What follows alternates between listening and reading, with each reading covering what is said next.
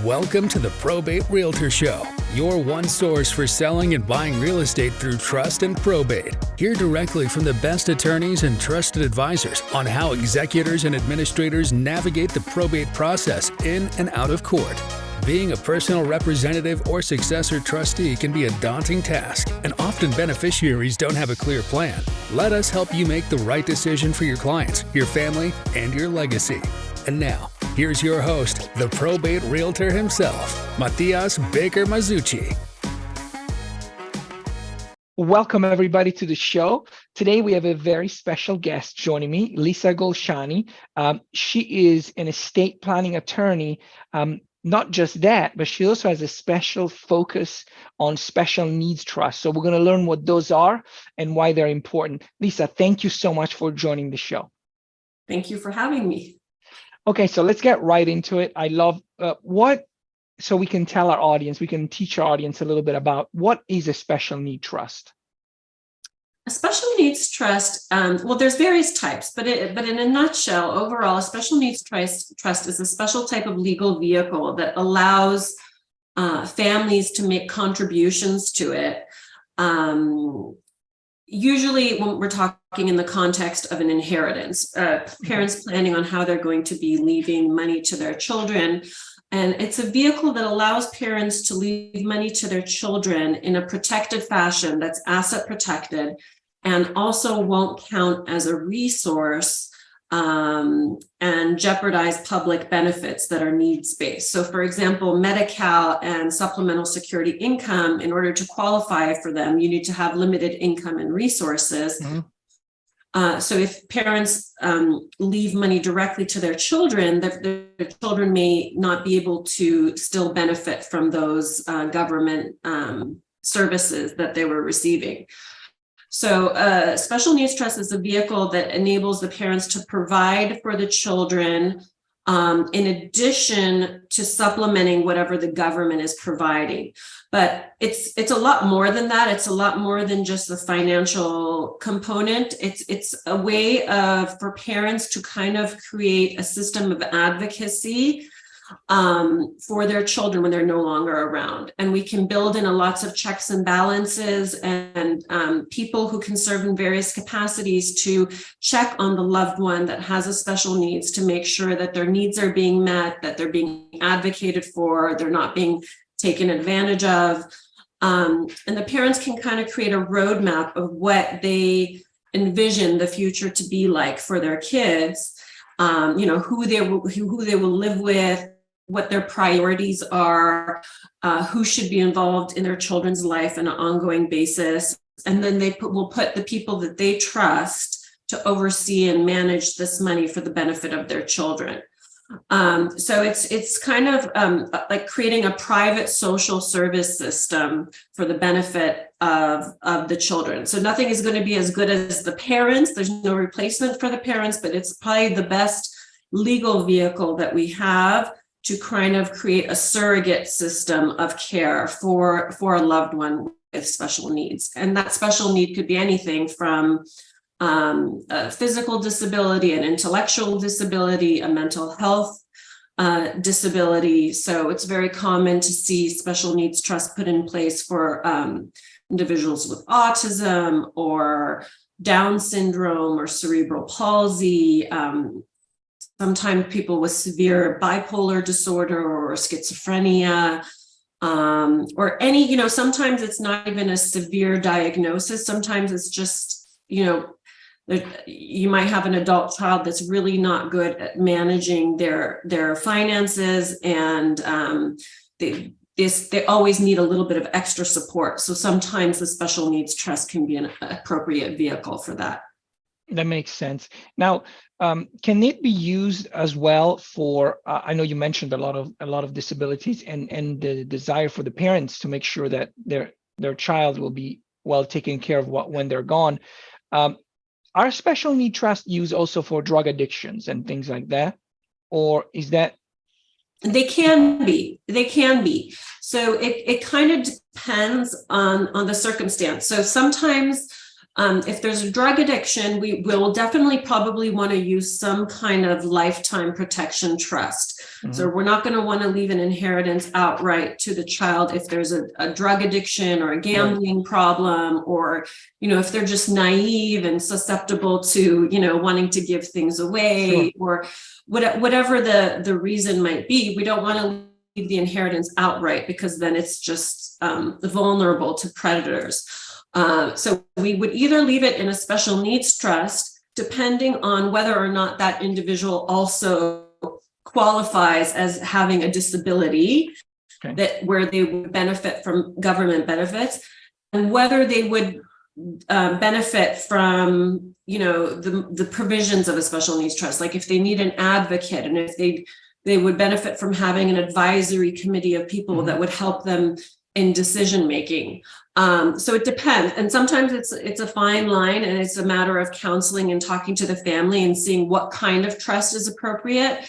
Because sometimes it won't be a special needs trust. Sometimes it will just be an asset protected lifetime trust, where somebody else is overseeing the money for the individual who doesn't have a disability and doesn't need or want or qualify for public benefits, but they still need that oversight and protection. So it's just a matter of talking to the family and figuring out what's the most suitable for that particular loved one.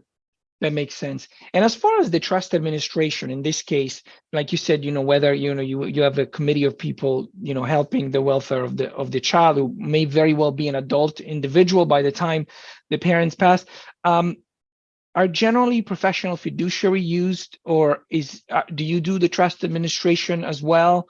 How does that work? So I don't personally serve in the capacity of trustee, but I do help families with trust administration services. Okay. But I see it as a conflict of interest to be serving as their attorney and as the trustee for their trust. Okay. So it depends on the family. I would say it's about 50-50. About half of the families I work with have relatives or close family friends that they want serving in that capacity. And then in about 50% of the cases, we will either name a corporate fiduciary or a private professional fiduciary to serve in that capacity. I almost always, as a backup, name a professional fiduciary, right, or a corporate fiduciary like a bank, because I want to make sure there's never a void in the capacity of trustee, and nobody is immortal. And if you're setting up a trust for your child who, let's say they're 10 years old, they could live, potentially another 100 years and outlive everybody that you name. So it's really, really important to have backups and to have a mechanism to name successors that can be appointed if there is a void. So for example, in my trusts, I almost always put a trust protector provision in there in the special needs trust. And a trust protector is an independent third party that can remove and replace trustees to make sure that the trustees being responsive and doing their job properly. And also, if there's ever a void in the capacity of trustee, they can appoint somebody to serve.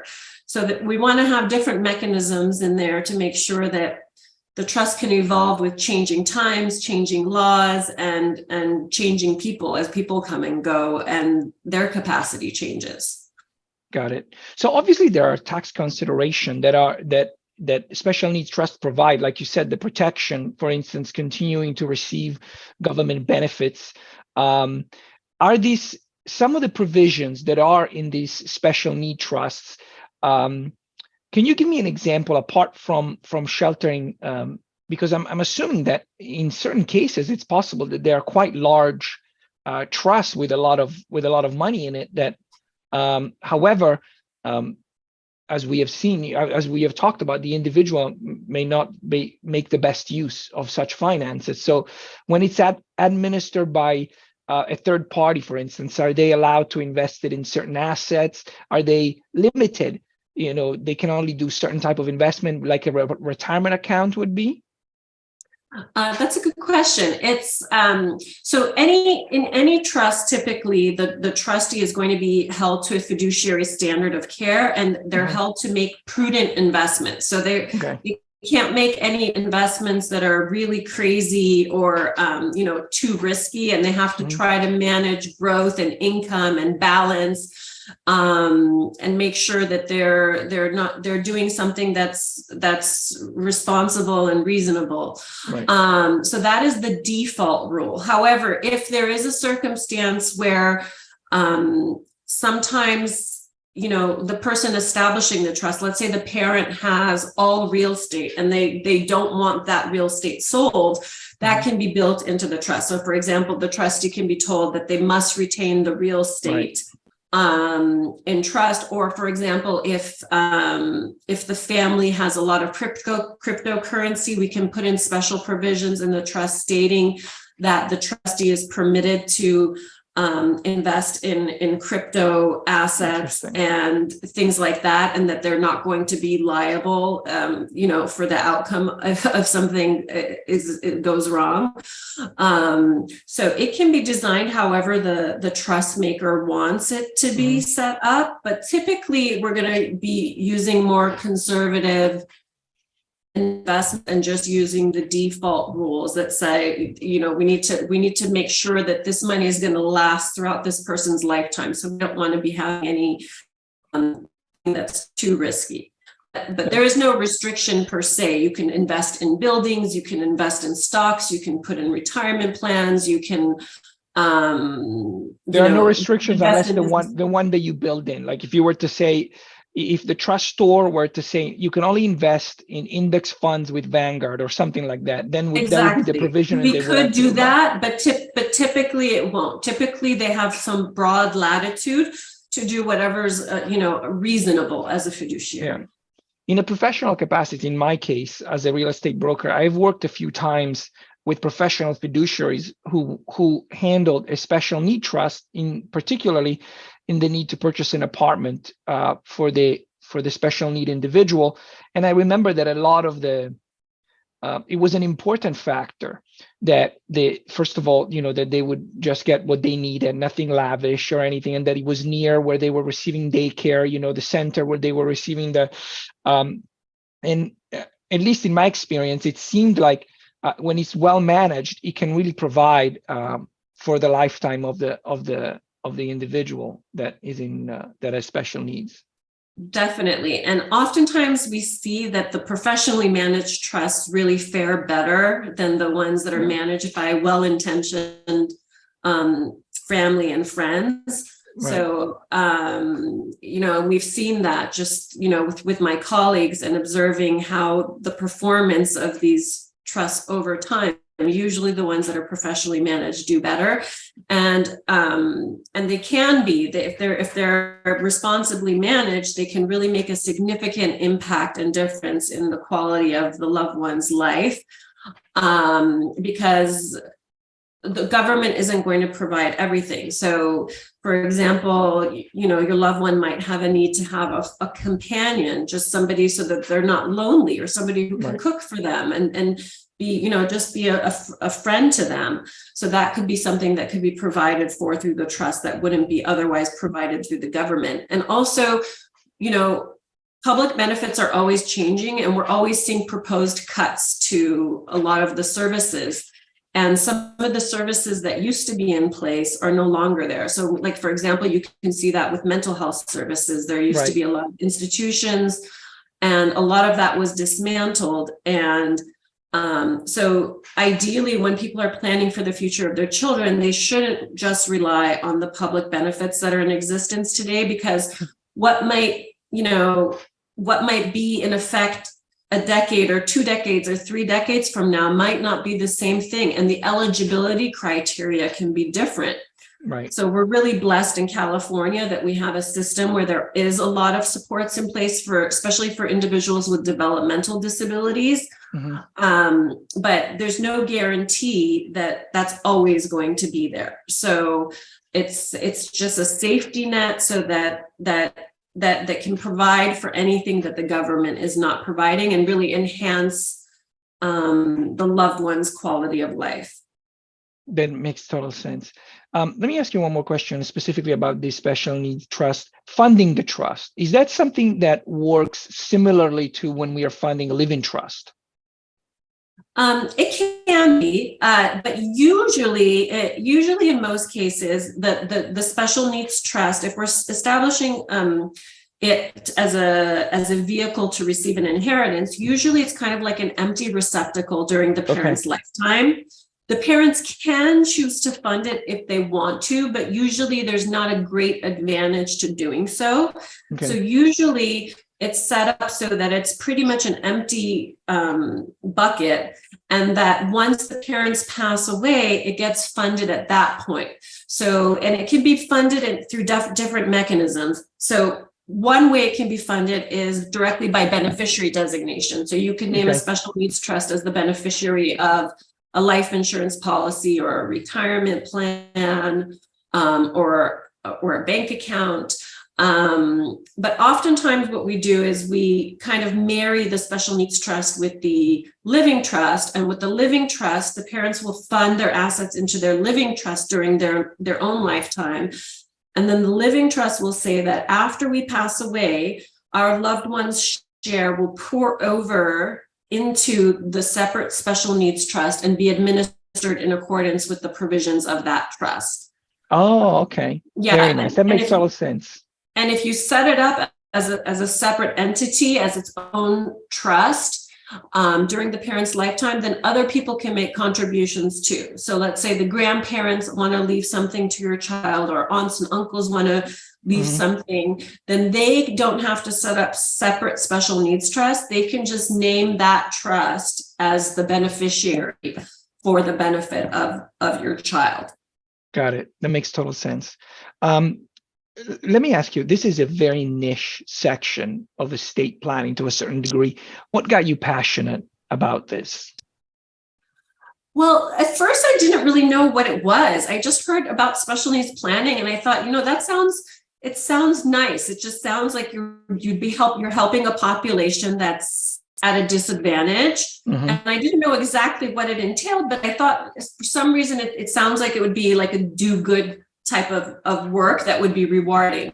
So I looked into it, I studied it, and then I started putting myself out there. And the more I learned about it, I realized that there isn't a lot of people who do specialize in this area. And the families are really, really desperate for this information and for the support. And they very much appreciate it. So just the gratitude it's just so heartwarming, helping these families and giving them that peace of mind and security, and putting a structure in place that really enhance the quality of their child's life and give them that peace of mind. So I think I just found it really rewarding. And then a couple reasons why I may have probably subconsciously gravitated towards it is, one is my husband is a researcher in the field of autism. And he's been involved with that before I even got involved with special needs planning, which I've been involved with for about 17 years now. So that was one inroad that I had to that world. And then the other was, I grew up with a brother that had a mental health disability. And I saw the impact that has on the family and the extended family. So I think I was always very compassionate about, and empathetic towards what families go through, because obviously different disabilities are going to be different, and there's varying degrees, but nonetheless, I think there is some commonalities that occur when you have a loved one that needs extra supports. So I could basically relate and identify to that and what the families were going through. So I think that was another reason why I was drawn to that field. Very interesting. Very interesting. Now, your practice, obviously, it's not just focused on special need trust. You also do estate planning. So the next question is, how did you, from when did you decide to become an estate planning attorney?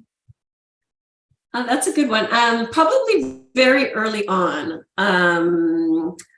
I grew up always hearing about it. My father was very proactive about estate planning. So like growing up, even as a teenager, I was always hearing about trusts and planning. And so it was something that was at the forefront of my mind. And I always wanted to do something where I was going to help people and that wasn't adversarial. So I really always liked the idea of being a counselor at law and, you know, having a collaborative relationship with clients and not fighting with people, having, you know, a good relationship with them. So estate planning, I think, is one of the few fields where in law where you can really have a pleasant experience all around. Right. And usually it's a cooperative process. And so I knew I wanted to have a family and I wanted to have children. And so I wanted to have something that would give me the flexibility that I could work around my schedule and be flexible if I needed to. And then my undergrad was I was a psychology major. Okay. So and estate planning to me is like the perfect merging of law and psychology because of this, you know, you're acting as a counselor of law. So very early on, even when I went into law school, I took classes on trusts and estates and income taxation and community property laws and things like that, because I knew that was going to be the direction that I wanted to head into. That's wonderful. Let's talk a little bit about you. Where did you grow up? And where are you from? Yeah, I was born in Tehran, Iran in 1977. And that was when the Shah was in power. Right. And it was great. My family had a great life over there, but they sensed that the underpinnings of a revolution were coming, and it was for the Islamic Revolution. So my family decided to get up and leave. So in 1978, they immigrated to the US. When I was a baby. So you were super little. Yeah. Yeah, I have unfortunately, I have no recollection whatsoever. But I did grow up with aunts and uncles and cousins and a big extended family because we were fortunate enough that most people who immigrated, you know, they kind of congregated together. A lot of them congregated together in Los Angeles. So I did grow up with a strong sense of that, the culture, you know, and identifying with that and the language and the foods and the customs, because I was immersed in it, even though I was here in the US. But I grew up in Pacific Palisades, and it was a little awkward growing up there because there wasn't a whole lot of immigrant families there at the time. It was a very waspy neighborhood. So it was, I didn't quite fit in exactly into the mold. But yeah, so I grew up there and, grew up in kind of a traditional household. So I wasn't encouraged to go away to school. That wasn't really the traditional way back in the day. So, I was encouraged to go. My dad took me on a bike ride at UCLA when I was 5 years old. And he said, "This is where you're going to go to school." And so of course, that's where I went to school. And obliged and followed in those footsteps. Those things have changed a lot, but I'm basically a native Angelino. I've grown up, I grew up on the West Side, and now I'm living in Calabasas. My primary practice is in Calabasas, but never really lived outside of Los Angeles. Love to travel and go abroad, but have not done so. Very nice. Very nice. Okay, so let me tell you, I have a list of random questions that I've collected from, and they're numbered between 1 and 30. So I want you to pick a random number, and I'm going to ask you that question. Okay, 17. All right. Why were you given your name? Oh, my name. Oh, my name is such a fiasco. So my legal name is actually Massa. It's not Lisa. Okay. And like I said, I was born abroad. And so my father wanted to name me Massa, but my mom wanted to call me Nazgul. So my dad won out on paper, but my mom won out in what she wanted to call me. So, and then when we came to the States, then I was also given an American name, Lisa. So I have multiple names, and it's always been very confusing for me growing up. And oftentimes I don't know how to introduce myself. I don't know how people recognize me, if they remember me as Lisa, or do they know me as Massa? Or so it's part of, I guess it's all part of the immigrant experience too. But the name Massa, my legal name, means moonlight, but the kids were making fun of me in school growing up. So I told my dad I wanted, that they were bothering me. And he said, so why don't you just pick a new name? And I was in 3rd grade. And he said, well, why don't you just go by Lisa? And ever since then, I went by Lisa. So that's the history of my name. What do your parents, or do they call you? They call you Lisa? They call me Nazgul, which means pretty flower. Pretty flower. Okay, so your mom won out there. She won out. Yes. That's the one. She's the one who won it. Okay, yes. That makes total sense. All right, let's do one more. Pick another number. 15. Okay. Okay, if you could have one superpower, what could it be? Ooh. Superpower.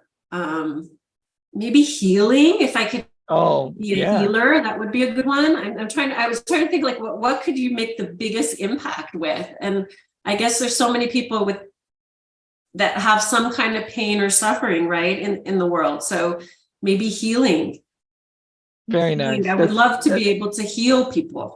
I've asked this question many times, because these questions have a long history. They don't come just from this show.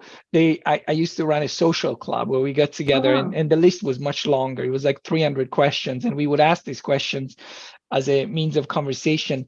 And this question was asked a lot, and nobody's ever answered healing. So it actually makes total sense. Like it's very nice. It goes along with your personality and Thank you. Yeah. Thank you very much. So when our audience needs to get a hold of you, somebody for their estate planning or special need trust, what is the best way to reach you? Anybody who would like to get in touch with me can reach me at 818-334-2805. or email me. The email address is lisa@golshanilaw.com, or you can go through my website, which is golshanilaw.com, golshanilaw.com, and there's a contact form on my website. So whatever is the easiest modality for you, we would be happy to hear from you and to help with that. That's wonderful. Thank you so much. It's been a pleasure having you on the show. You've shared a wealth of information. I know we only scratched the surface, so maybe we will have you back to talk more about this. Thank you so much, Lisa, for participating. My pleasure. You're a wonderful host. Yes, thank you. Thank you for having me. And we thank you, everybody, for joining us, and we will see you in the next episode.